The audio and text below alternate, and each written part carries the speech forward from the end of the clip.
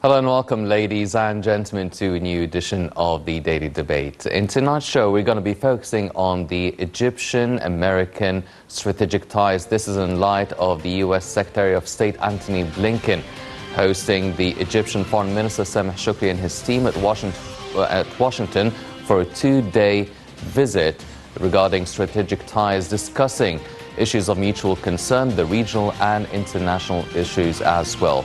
But before we start doing that, let's check out some of the stories making the news today. And we'll start off with President Abdel Fattah el-Sisi stressing today on the significance of the joint Arab responsibility to combat regional threats, especially terrorism and extremism. In a speech via video conference to the heads of the extraordinary session of the Arab Intelligence Forum currently held in Cairo, President el-Sisi stressed on the importance of abiding by comprehensive measures to deal with regional crises.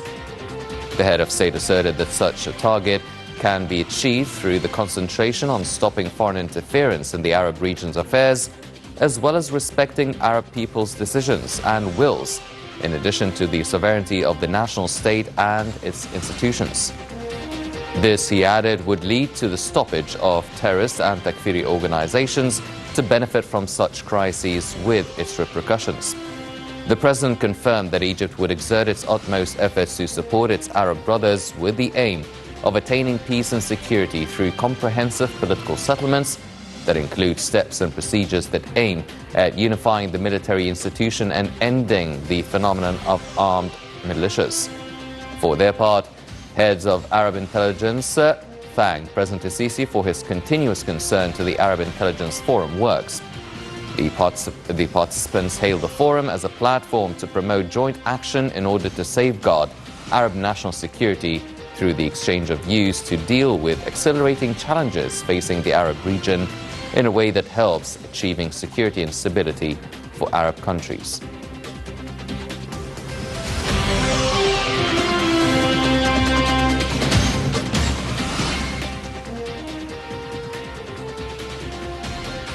President Abdel Fattah el-Sisi also received Jordan's Crown Prince Al-Hussein ibn Abdullah II in Cairo on Tuesday. Now, during the meeting, President el-Sisi praised the historical brotherly ties between Egypt and Jordan, asserting on the friendship and consensus of common vision in light of the grave challenges facing the region. For his part, the Jordanian Crown Prince praised Egypt's pivotal role in serving Arab causes and consolidating coordination among Arab countries. Presidential spokesman Bassam Radi said the meeting focused on the experience of both countries in the field of women and youth empowerment.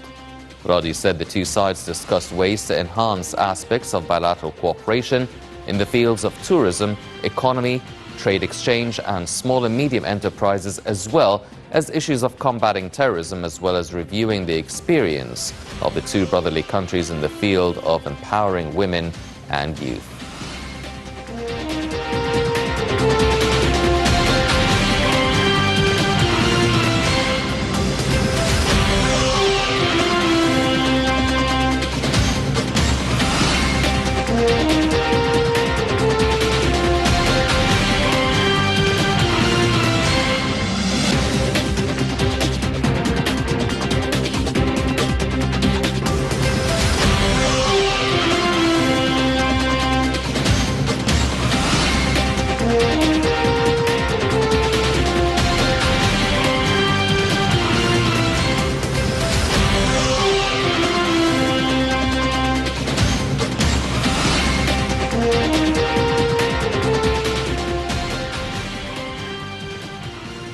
Also, Foreign Minister Sameh Shukri continued today his visit to the U.S.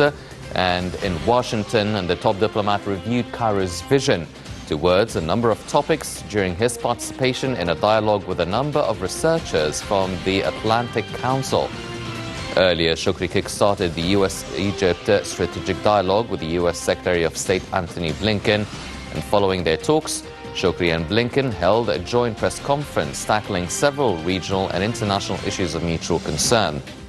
Minister Shukri asserted commitment to partnership with the U.S. as an important pillar for preserving peace in the Middle East. He expressed his keenness on boosting bilateral cooperation with the U.S. in various domains. For his part, Blinken praised Cairo's role in settling the regional crises, especially the Libyan crisis. On Sudan, the top U.S. diplomat sought to encourage a united front on Sudan, saying that the United States and Egypt had shared an interest in getting the country's democratic transition back on track.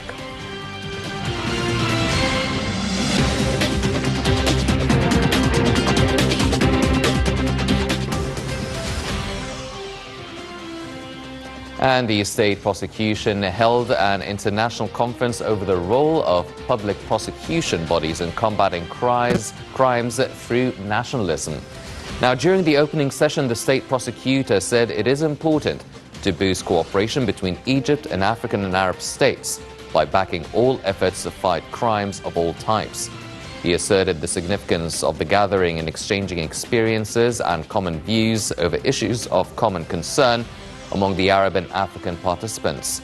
According to him, there are difficulties facing international judicial cooperation mechanisms and called for intensifying cooperation to face these challenges. The conference, from the 7th to the 9th of November, is attended by general prosecutors from Saudi Arabia, Bahrain, Kuwait, Morocco, Jordan, Palestine, and Oman.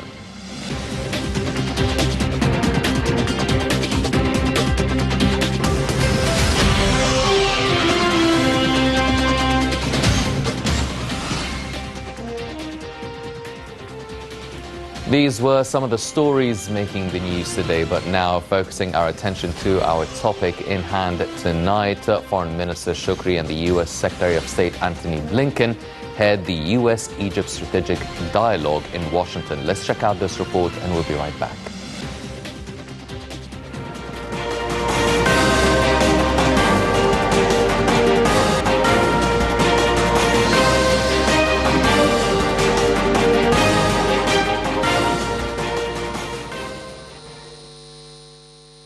The American-Egyptian Strategic Dialogue has started with public remarks from U.S. Secretary Blinken and Foreign Minister Sameh Shoukry, who was welcomed by the top diplomat in Washington, D.C., and joined by senior officials from USAID and the Department of Defense.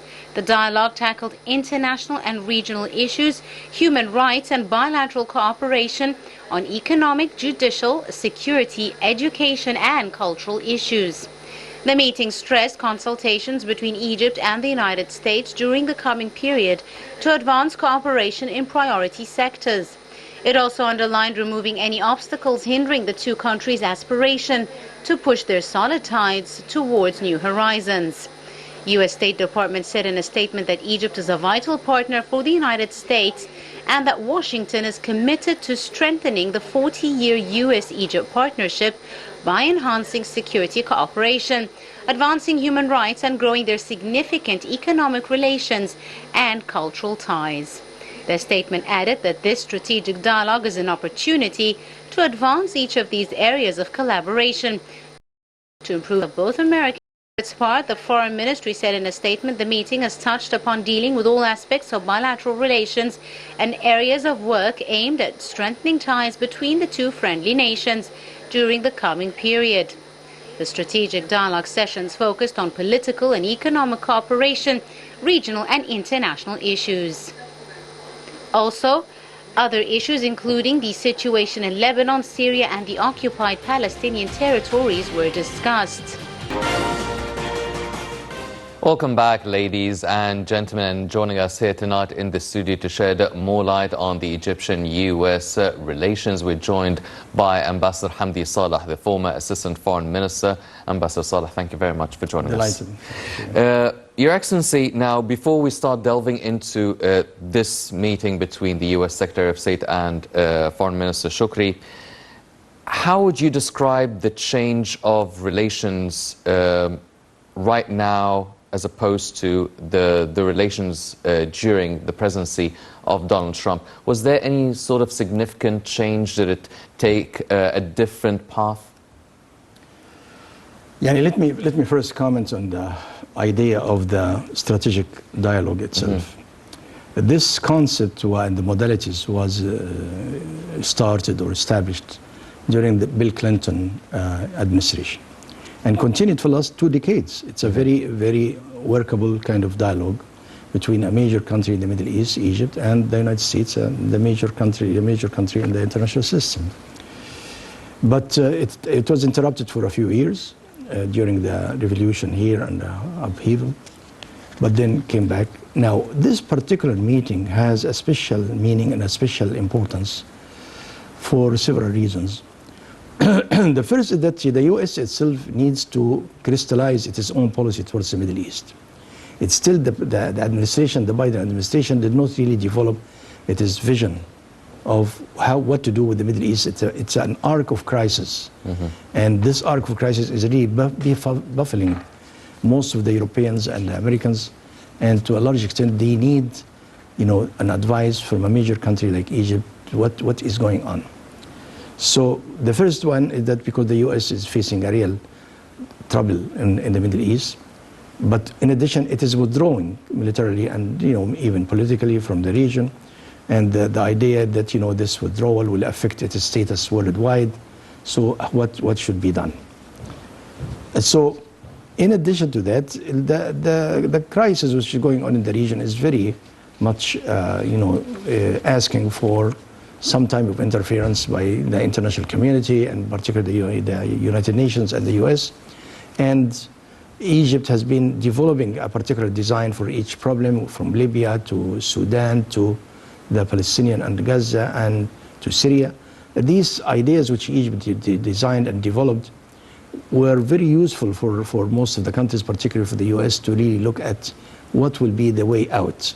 This is a crisis, this is a war, this is which has been going for years, and what should be done. That's number one.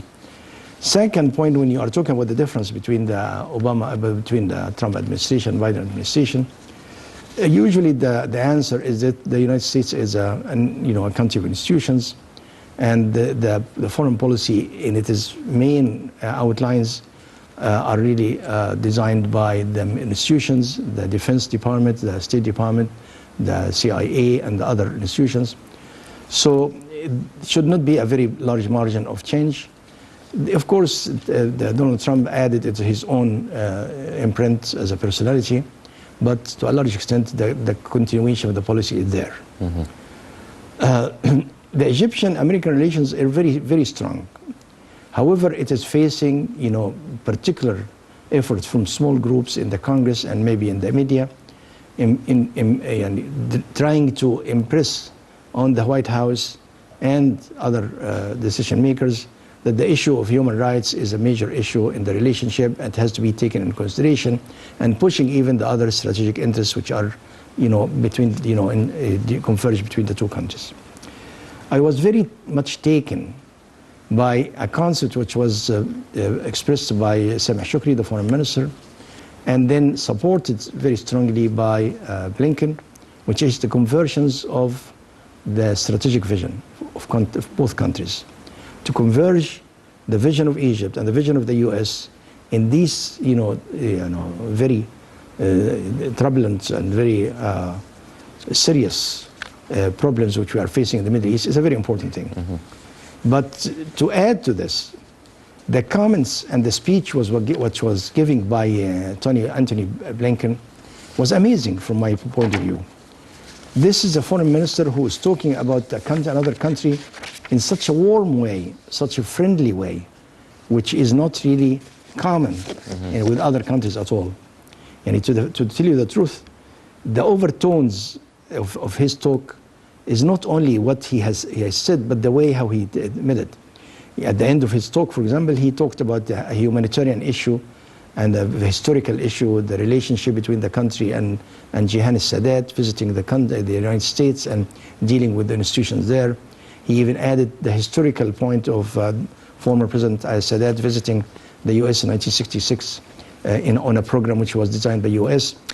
Going back to history and talking about these features is not a feature of a relationship which is having problems between the two countries.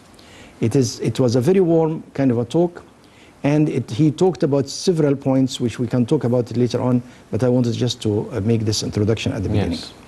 Ambassador Saleh, now you've pointed out your assessment to this warm tone in the dialogue, especially on behalf of the US Secretary of State.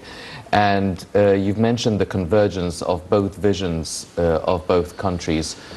Do you feel that this convergence comes as a result of the strategy of withdrawal they are carrying out from the region as a whole? Because the US, being an international superpower, it is directly or indirectly has some sort of connection with all the crises taking place in the region, be it Libya or Syria or Iraq or even Sudan as well. Now, do you feel that this strategy of withdrawal is the key to the new convergence by both visions of both countries? To start with, you know, in Antony Blinken's speech, he talked about the continuing strategic relationship between Egypt and the United States since for the last 42 years, since the signing of Camp David, which actually it was before that, even the Nixon administration and so on. But he emphasized that himself, that, you know, there is a strategic relationship between the two countries, and that both of them have been played a very important role in promoting peace in the region, particularly the Arab-Israeli peace, and developing a new climate in the region, and so on. So he was not talking about a temporary issue or something which is really coming on ad hoc, but he's talking about something which was very important for the United States. But if we go over the content of his presentation and of the presentation of Saleh Shukri as well, we found that they talked about four particular points. One is the cooperation between the United States and Egypt and what we can call the regional security. Regional security, which has some dimensions. One of them is the Arab-Israeli peace. The second is really a certain type of cooperation between Egypt and the United States in combating terrorism and, you know, other very devastating activities coming from here and there. And added to that, facing to the challenges of regional countries who are threatening the region, including Iran and Turkey. And he talked about the military cooperation between the two countries. He even mentioned in particular the military exercise done last September. So in that area of the regional security, there was a clear-cut message that Egypt and the United States are working together on that. And that to a large extent, their strategic vision is compatible, if not very close to each other. That's number one. But second, he talked about the issues which are facing the region, particularly the issues which are very important to Egypt. He talked about, you know, the Libya, and continuously talked about, you know, the fact we agree 100% with Egypt about the fact that, you know, the mercenaries and the other forces had to get out, and that the election should continue. And to a large extent, the main features of the Egyptian policy was expressed by Antony Blinken as well. And he talked about, you know, the changes in Syria and supporting also the Egyptian vision of maintaining the integrity of Syria.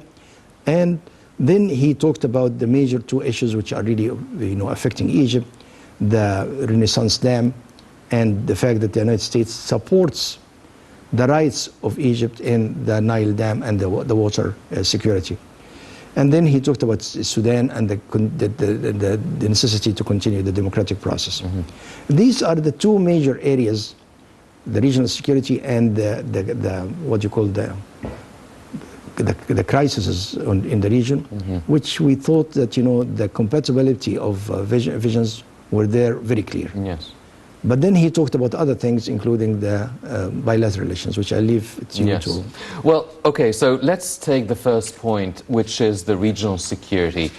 Now, you've mentioned two countries, Iran and Turkey, that might be of concern for the United States, and we've also seen the US withdrawal from Afghanistan.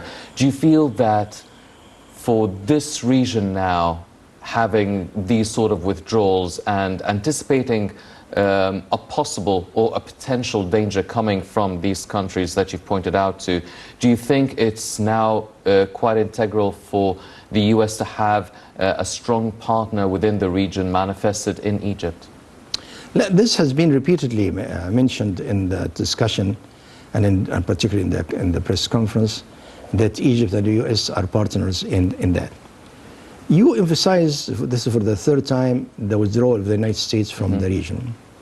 Actually, the United States is not only withdrawing from the region, it's withdrawing from so many areas in the world and focusing its interests on the eastern part of Asia and the threat of China.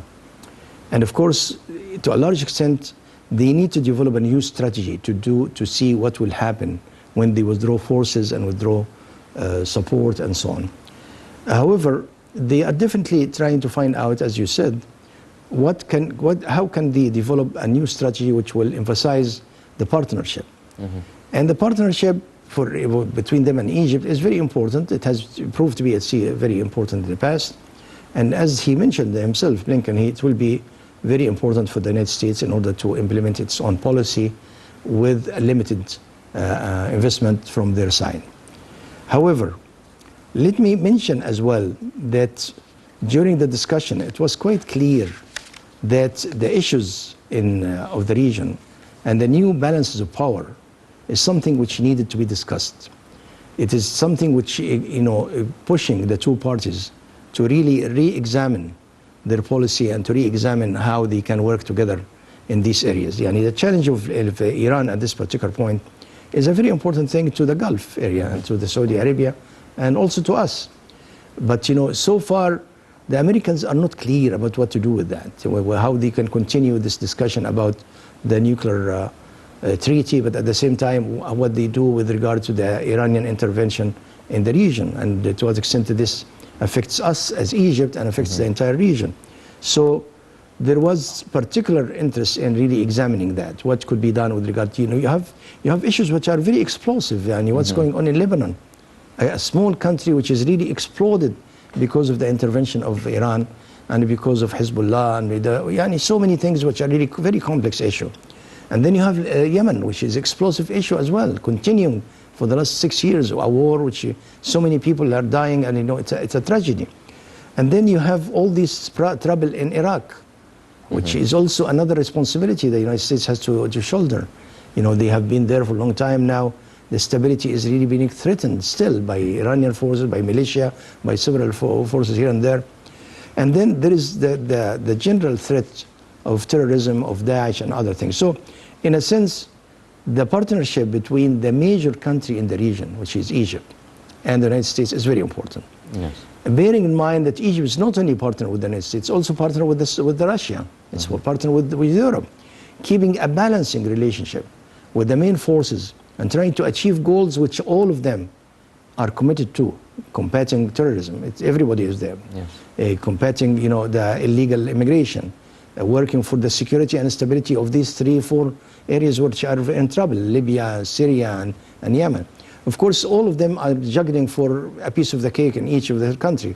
But in the final analysis, Egypt is a more neutral partner which can help to regain stability in this region. Yes. Your Excellency, now mentioning the convergence of both visions, now one of the points that were discussed was Libya, and Libya slated for elections next month on the 24th, presidential and parliamentary elections. Now Egypt and many international partners really emphasize the importance of the withdrawal of foreign forces and mercenaries or militias from Libya in order for this electoral process to take place smoothly. Now, if the US agrees and shares this same vision and same desire, can it actually play some sort of a role in ensuring that this happens, having some sort of an influence for these forces to withdraw from Libya before the elections? This is basically the question which is being discussed. This is the issue. The issue is that the United States pronounce particular policy with regard to Libya, with regard to Syria, with regard to Yemen, but then it does not invest in that. That's a problem. They talk about the fact that they are supporting the withdrawal of the mercenaries and so on.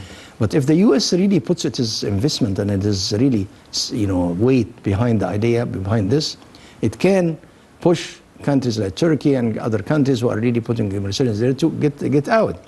So the issue is to talk with the Americans about, to what extent they really can get into action, not only words. And the same thing goes for Yemen. They have been talking for a long time that this is a ridiculous war and they have to end the Houthi aggression and so on. The point is what could be done, particularly in this era where you are talking about about the withdrawal of the U.S. and minimizing their own investment, either in terms of forces or in terms of money or in terms of political interference. So what could be done to minimize the tragedy in these 3 or 4 countries? 4 countries are really facing tragedy. Yemen and Iraq and Syria, Lebanon now 5 and Libya.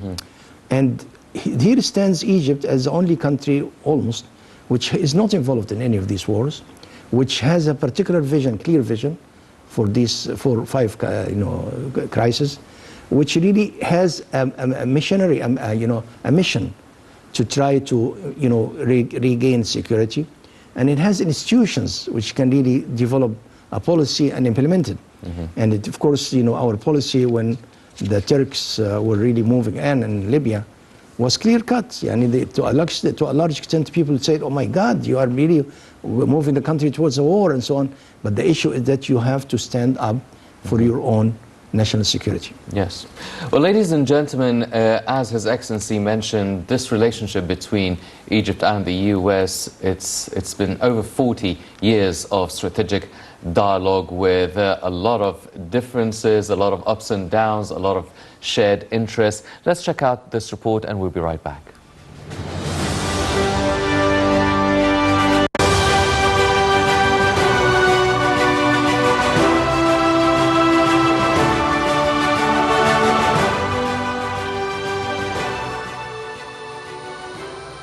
Foreign Minister Saleh Shukri has taken part in the U.S.-Egypt strategic dialogue, whose activities have extended over 2 days. The talks tackled all aspects of bilateral relations and cooperation areas targeted to be reinforced. The two sides exchanged views on regional and international issues of mutual concern. Shukri met with U.S. counterpart Antony Blinken over U.S. senior officials, congressmen, and members of the most prominent U.S. think tank organizations. The U.S. Department of State expressed its commitment to strengthening U.S.-Egyptian partnership by enhancing security cooperation and growing economic relations and cultural ties.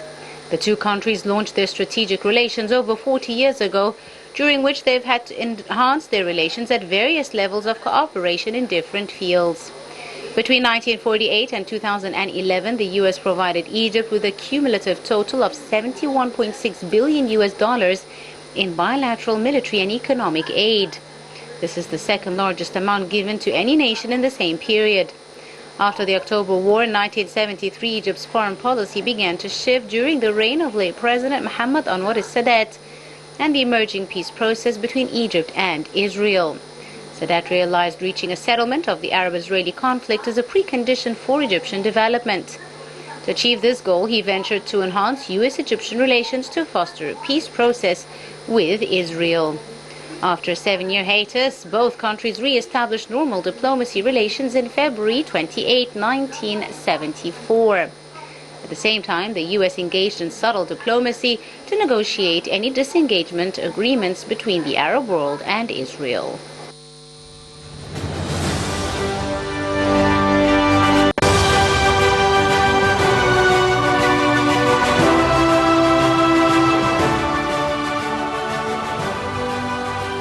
Welcome back, ladies and gentlemen, continuing our discussion with Ambassador Saleh. Your Excellency, now, one of the issues that were discussed in these strategic ties was the Ethiopian dam, which is of great concern for Egypt for over a decade now. We've been holding negotiations, and the U.S. at some point was mediating between the three countries, more like Egypt and Sudan on one side and Ethiopia on the other. Now, the U.S. has made it clear that it supports Egypt's share in the Nile water, and Ethiopia now is going through a lot of political and military turmoil since the Tigrayan are really taking the country by force and really threatening to take over Addis Ababa, the capital, as well. Do you think that this might signal some sort of an end for this dispute regarding the Ethiopian dam? Nobody knows. I cannot really foresee what will be the policy in the next couple of years. Ethiopia is a very important country. It is important because it's in the Horn of Africa, and important because it's 120 million people, and it's important because it has several communities all over the world, particularly in the U.S. Ethiopian Americans are there, and the black Americans are very much concerned about Ethiopia. But Ethiopia now is in turmoil, like what you said. The possibility of fragmentation is looming there, very high possibility. And even if it's not fragmented, it will be a weak country for the next 5 years. وزير الخارجية سامح. Having, the attrition of forces, the attrition, which happened to the resources of the country and so on. So America, or the U.S. State Department at least, is very much, and Defense Department are very much aware of this. Mm-hmm. The Defense Department has a position, the State Department has a position. Both of them support, to a very large extent, the position of Egypt that, you have to maintain your shore. Maybe one of the most positive statement came from the Defense Department, the commander of the African forces, American African forces, when he said about 8 months ago or 1 year ago that, the Egypt position is a fair position and it has to continue to have its own share. So I think the situation could not be predictable. Mm-hmm. And the Americans are concerned about that. And Egypt, of course, is very concerned about that, about the future of Ethiopia. The issue is not only that, we want to achieve our goals, we would like to achieve our goals, but also to have the people of Ethiopia living in peace and security. And to have a country like this fragmented and, in a civil war is not really something, useful or acceptable for the region at large. Mm-hmm. So I was impressed by the comments by Antony Blinken that, they support the demands of Egypt to maintain its own share of water, and they support a peaceful, negotiation and agreement. Let us wait and see what that will come out of. Yes. Well, talking about bilateral cooperation and bilateral relations between both countries, now one aspect of it has always been the U.S. aid, as well the military aid in specific, and they've been talking about economic and trade cooperation between both countries, talking about judicial cooperation between both countries. Now, what sort of an improvement or upgrading in the bilateral relations that could take place, and how can Egypt benefit from all these shared vision, the common goals, the upgrading of relations? How can Egypt now benefit from all this concern and delicate handling of these relations? To start with, in the comments by Sameh Shukri and comments by Antony Blinken, both of them emphasized the fact that the U.S. investment in Egypt is about $40 billion in the last 20 years or so, 25 years. America has invested here in terms of aid and in terms also of direct investment, in terms of building projects and so on, and they are open for more investment. The issue basically is not really aid, and we have been going through 4 decades of receiving aid. But the issue is how to, utilize and exploit the opportunities of an American economy, such a vast economy and such, an economy which is promising to help and to get by moving in. So, in spite of the fact that, most of the people, when they talk about the relationship with the U.S., they talk about aid or investment, I would like to emphasize more or less the initiative from the Egyptian side, both the private sector and the public sector, to go and build a partnership with American institutions, American companies, and to develop what is really needed to have a better economic cooperation is to develop what you call bankable projects, doable projects. And that is going on now. Basically, the administration of President Fattah al-Sisi has developed so many good ideas and so many projects which could be presented in a way and it could attract companies, American companies who would like to work here. So what we need at this particular point, and probably as you said, with this warm meeting from the State Department, probably the atmosphere will change a little bit positive, and that will open the arena for our initiatives. What is needed now is really an initiative from the Egyptian government and the private sector and the NGOs to move into the American arena and to present projects and to pursue partnership with American companies, American institutions, and so on, to develop ideas. We are not doing that enough. In particularly with these great ideas which are being done here, the new capital, the infrastructure and other things, and everywhere, smart villages and so on, honorable life, Haya Karima.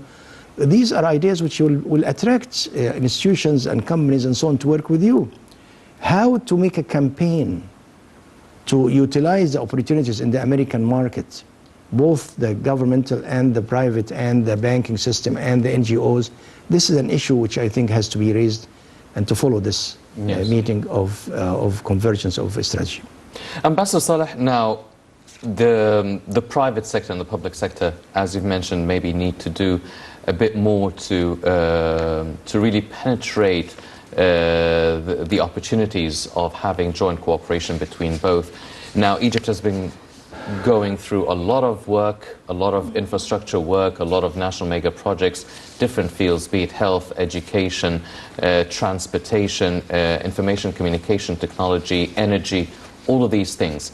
Now, with your experience, what do you feel the American market would be interested in most that Egypt has to offer now with this new revamp of the country, having the new republic with all the sectors really up and running?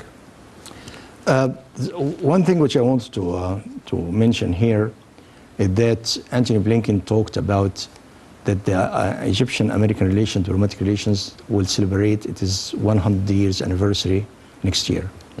So the relationship between the U.S. and Egypt started in 1923, and now 2023 will be 100 years of a relationship between the two countries, under King Fuad at that time, Sultan Fuad at that time. But so it is about time that we really review. Yeah, look to what extent they are interested in the history and the historical process. It's about time that we do that. We should make a big issue out of this a year later, and make a big festival out of it, and invite large number of American companies, American institutions, American movie actors and so on, to make a big issue of it. That we have been partners for 100 years. We talk together on main issues. We work together, and so there is so many commonalities between the two peoples. The emphasis which he laid, Antony Blinken, I was very impressed with his comments, laid on the relationship between Egypt and the U.S. is not really a relationship between government and government alone, but it is a relationship between the two peoples. And he talked about American Egyptians who went there, immigrated, and became somebody, like Hiba Otpo, whom he told about. Yes. Of course, that this lady is an Egyptian American, but she was born in America, and she is very important in the TV. He talked about other things. He talked about Jihan Sadat connecting with the universities and NGOs. Now, to come back to what could be done, I think it is about time that we talk about areas, each area. Education is a very important area which the Americans can help in. Exploration for water and for underground water and desalinations. It's another area, and that's needed for Egypt. Development of the health sector. Health sector is a very important thing, particularly everybody now notices after the COVID-19. So I think it's about time that we look into each sector, develop a strategy to connect with the institutions in America and in other parts of the world. But since we are talking about America in particular, I think we can take it as a case in point and to see to what extent we can develop partnership. Now, I emphasize that the issue is really to design what you call doable projects which can benefit both sides. And here comes the issue that needs brains, that needs thinking. Just not to say, oh, let me get this khawaga to put some money in this. That's not the issue. The money is available everywhere, in the banks and in the World Bank and other international banks for development and European and so on. The issue is that if you have a project which is doable, which will benefit your side and their side, they will come for it. And do you feel that because now Egypt is becoming a big player within the energy sector, especially after the discovery of the Zohr gas field, that should prompt Egypt to be a big player within the European continent. Do you feel that this is an area as well that the US might be interested to cooperate in? Definitely, the issue of the energy is a major issue in this particular time, and now Europe is feeling the crunch with regard to the gas, supplies. Egypt can play a very important role, not only as in terms of producer, but also in terms of a center for liquidation and exportation. So that's a major issue, I think, which could be worked out. But let me go back to another issue, which are very much of interest to the Americans, which is A, maintaining peace in Gaza and in the Arab-Israeli conflict, and B, combating terrorism, which is everything combined. The fact that Egypt was successful in combating terrorism inside Egypt and in Sinai, it gives a good model. Of course, there was a lot of criticism. What about human rights? What about maintaining certain level of legality and so on? But in the final analysis, is the success of combating terrorism is an issue which the Americans and the Europeans are really convinced with. But the second, maintaining this relationship with all the forces among the Palestinians and trying to really bring them together into what you call a vision for peace is very important for the US and for Egypt as well. The same thing goes for our vision with regard to Syria. Syria is in a very bad shape after all this war, and if there is a need for moving into wrapping up the problem and bringing it again into the Arab fold and bringing it into the international system.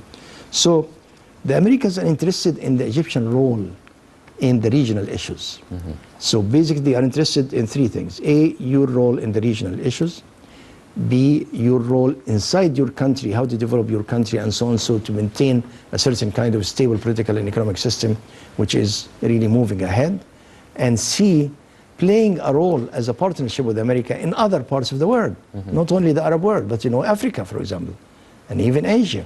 So they are asking for what could you be able to do? And if we have institutions which can build partnership with American companies to do things in Africa, either in terms of industry or in terms of development or education or in terms of security and military, that the Americans will really welcome that. But the issue is that we need now to develop a strategy after this meeting of how to really move into this big arena, the American arena. Yes. And ladies and gentlemen, as His Excellency Ambassador Saleh mentioned, hopefully this is a step that will dictate this meeting between Foreign Minister Shukri and Secretary of State Antony Blinken. This will dictate the future of the strategic relations between both countries. It is a very much welcomed meeting between both countries, having a proper and a positive and progressive vision for Egypt, the US, and the region as a whole.